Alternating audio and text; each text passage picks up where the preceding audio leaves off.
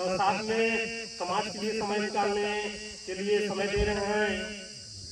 तो एक बार फिर से स्वागत करेंगे तालीम हमारे सर जी के लिए और मैं माइक को देना चाहूँगा। धन्यवाद।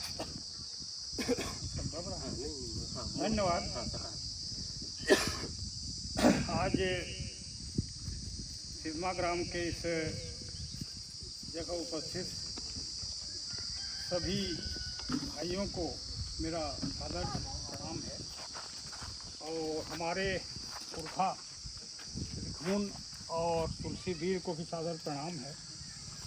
जितने भी लोग हैं उन सब के बीच में लगभग मैं 4 वर्ष बाद जो घर से निकला। 4 वर्ष तक मैं घर में से निकल नहीं पाया और मिल साहब और साधु राम इन सब को मेरी स्थिति मालूम है। लग रहा था कि मेरा जीवन का अंत हो जाएगा, लेकिन इस बीच मैंने बहुत हिम्मत और साहस करके अपने जीवन को आगे बढ़ाया और मेरा बहुत बड़ा सौभाग्य है कि आप लोगों के बीच में आज यहाँ आने का अवसर मिला। और सबसे बड़ी खुशी इस बात की है कि हमारे समाज के जो लोग हैं, अभी जो भी यहाँ उपस्थित हैं, उन लोगों का जो मैं विचार सुना तो मुझे ऐसा लगा कि हमारे समाज में परिवर्तन आया है, जागरूकता आई है।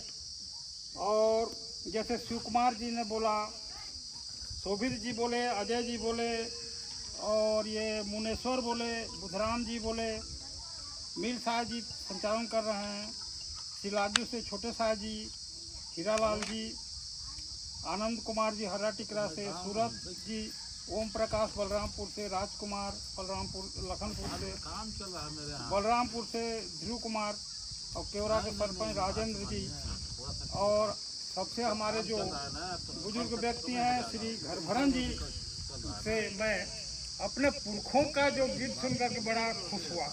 उसमें किताब में भी यही चीज़ है। तो मैं भुइयां समाज के इतिहास को थोड़ा सा बताऊंगा, ज़्यादा नहीं। देखिए, ये जो भुइयां शब्द है ये बहुत बड़ा शब्द है। भुइयां वो है जो जमीन का मालिक है और भूमि शब्द से भुइयां बना।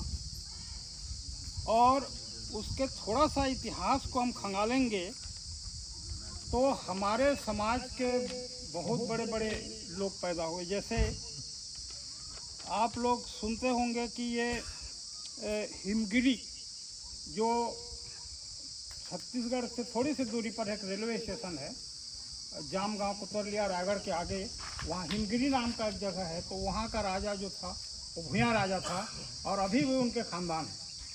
सुंदरगढ़ उड़ीसा का नाम सुने होंगे, तो वहाँ के जो राजा थे वो भी भुइयां राजा थे और आज भी उनके खानदान वहाँ है। इसी प्रकार मयूरभंज उड़ीसा में है, वहाँ के भी जो राजा थे सुबाहु बीरबाहु, ये लोग भी वहाँ शासन किए। और बस्तर जो हमारा छत्तीसगढ़ में है, वहाँ के राजा जो प्रवीर चंद्र भंज देव थे, उनका संबंध मयूरभंज के राजा लोगों से हुआ। और उनके जो संतान है कमल चंद्र भंज देव जो आज सांसद हैं छत्तीसगढ़ में, वो भी इसी समाज से थे। तो इस इतिहास को बताने के पीछे मेरा मकसद ये है कि जिस समाज में इतने बड़े बड़े राजा लोग हुए, निश्चित रूप से वो समाज कभी उन्नतिशील समाज रहा होगा और तरक्की हो रही होगी, इसलिए लोग राजा राजवाड़ा बने।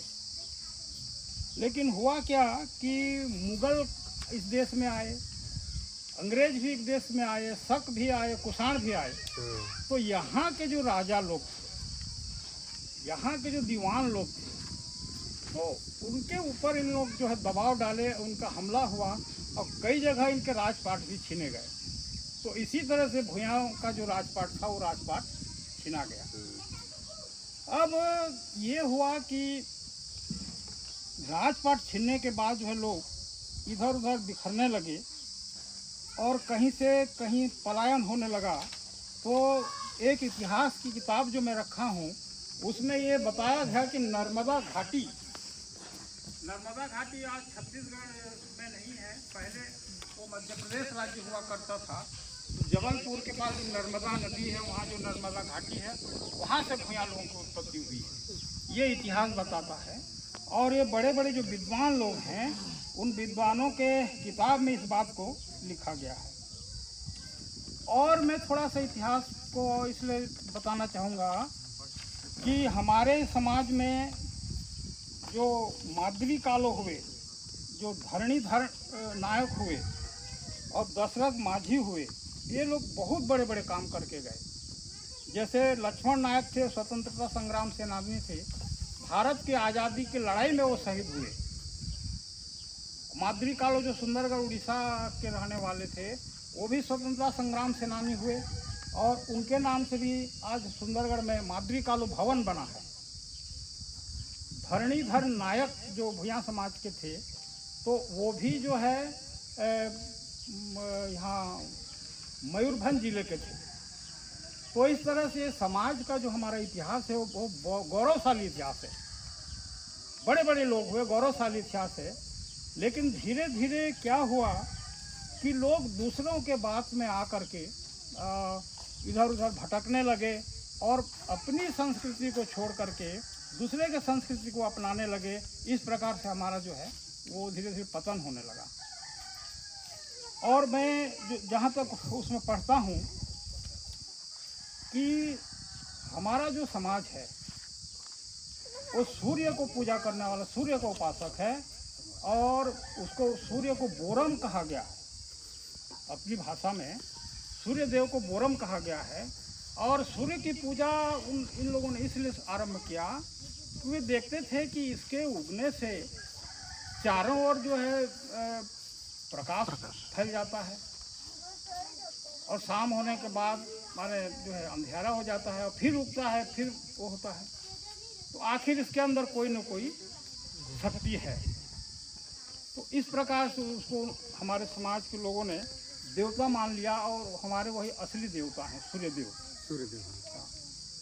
और ऋषि कुल, ऋषियासन जिनका तस्वीर आज हम पूजा कर रहे हैं, तो हमारे समाज के कुछ लोग अपने नाम के आगे ऋषि लिखते हैं।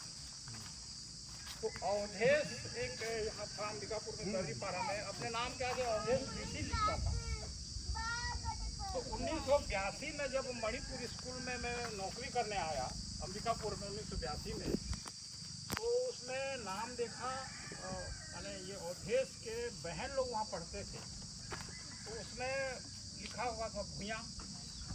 तब मैं समझा कि यहाँ कहीं है लोग और किसी से परिचय नहीं था। तो जब मध्य प्रदेश राज्य था, उसके पहले से हम लोगों का नाम जो है भूया के लिस्ट में था। 3 मार्च 1949 का एक दस्तावेज मैं नागपुर से प्राप्त किया, तो महाराष्ट्र से। तो उसमें जो भूया शब्द का उल्लेख जो है कॉलम नंबर 14 में 15 में है। वो 3 मार्च 1949 का रिकॉर्ड है, जिसमें ये घोषित करते हैं कि ये निम्नलिखित जातियां जो है आदिम जाति घोषित किए जाते हैं। 1950 का एक रिकॉर्ड देखा, मध्य प्रदेश का था, उसको मैं जबलपुर से निकलवाया था। उसके भी वही 15-16 के कॉलम के आसपास जो है वो राजपत्र गजट था 1950 का, उसमें भूया शब्द का उल्लेख आया है। और कोई उसमें श्रीवास्तव साहब उस समय राज्यपाल थे, उनका दस्तखत है उसमें, यहाँ तक मुझे याद है। तो भूया समाज से मेरा संपर्क कैसे हुआ? जब छत्तीसगढ़ राज्य बना तो वो मात्रात्मक त्रुटि बता करके यहाँ के लोगों को प्रमाण पत्र जारी करना बंद कर दिया गया।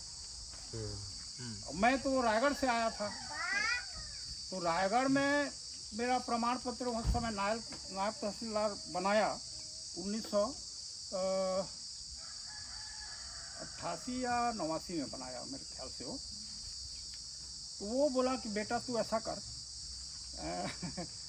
भूया शब्द अभी मत नहीं बोले, ये विवाद में है, भूया ही भूमिया है, ये लिख करके वो एक प्राचार्य दिए वहाँ के कि भूया शब्द जो है भूमिया का अपभ्रंश है। और अपभ्रंश शब्द का मायने अर्थ ये होता है कि उसका छिपा हुआ रूप। इस प्रकार से फिर हमको जो है मैंने वो प्रमाण पत्र जो भूमिया के नाम से जारी कर दिया और उसी के आधार पर फिर नौकरी में रहे, सब कुछ वो हुआ।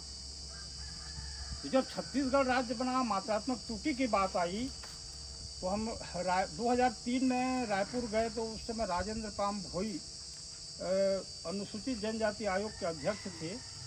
उन्होंने मीटिंग बुलाया था और अजीत जोगी मुख्यमंत्री थे 2003 में, लगभग 2.5 साल का उनका कार्यकाल था।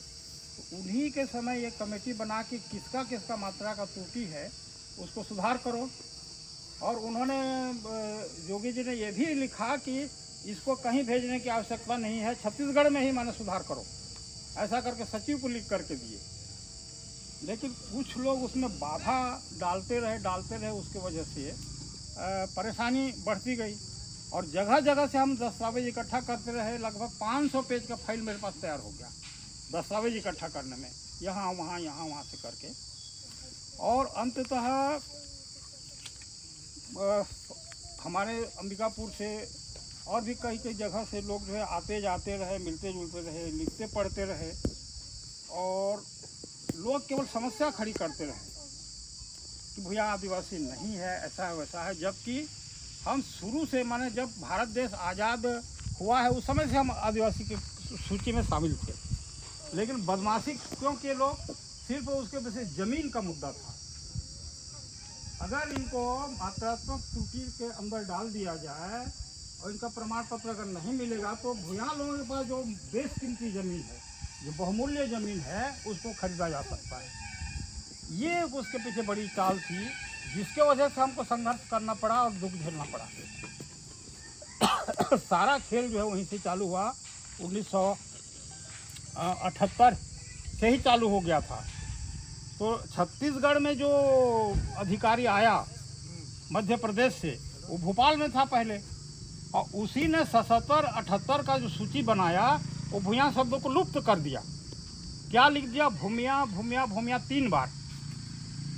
तो क्या एक ही जाति को 3 बार लिखा जा सकता है? नहीं लिखा जा सकता। लेकिन इन लोगों की एक बदमाशी थी, उनके पास पावर था, उन्होंने लिख दिया। अब जो है वो जब छत्तीसगढ़ बना, छत्तीसगढ़ में आ गया तो वही व्यक्ति जो है बहुत सारे जातियों का नुक्स निकालने लगा। और वो इस किताब का लेखक भी है, उसको मालूम है कि यहाँ भूया है, लेकिन एक बदमाशी थी लोग। और उसके पीछे कारण वही था कि भाई इनके पास जो ज़मीन है वो कैसे छीना जाए। यहाँ अर्थात भूमि का स्वामी है, जो भूमि का मालिक है या जो भूमि का काम करता है वही है। तो इस तरह से हमारे ज़मीन छीनने के लिए जो हमको मात्रात्मक त्रुटि में डाल करके इतने साल तक जो परेशान किया गया। अंततः सरकार जो है उन सारे दस्तावेजों को देख करके स्वीकार किए कि 1950 से आदिवासी है करके। तो इस तरह से एक लंबी कहानी है संघर्ष का। इस बीच जो है मैंने इतना साल तक नौकरी करने के बाद जो है 82 से नौकरी करने आया।